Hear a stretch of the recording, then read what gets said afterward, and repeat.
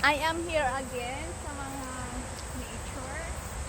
So, I love talaga mga flowers. This is gomamela flowers. In English, hibiscus. In Korean, bubong wakot. Karong panahon na mo na niyahang tinghat sa flowers. So, adunay farm ini na dako kayo dito sa malayo sa Ulsan.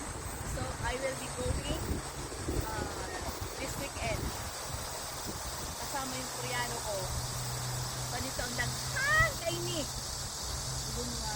I love you, bunga. This is ang gomamela flowers.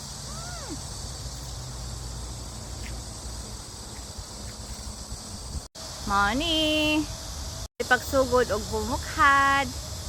Kini mamukhad pa man ni. Di apa another tuan puno ng gomamela. Iba yung feelings ba pag may mga flowers. Addicted sa flowers.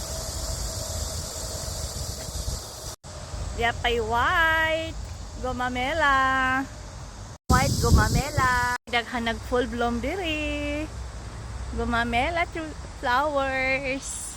Oh my gosh.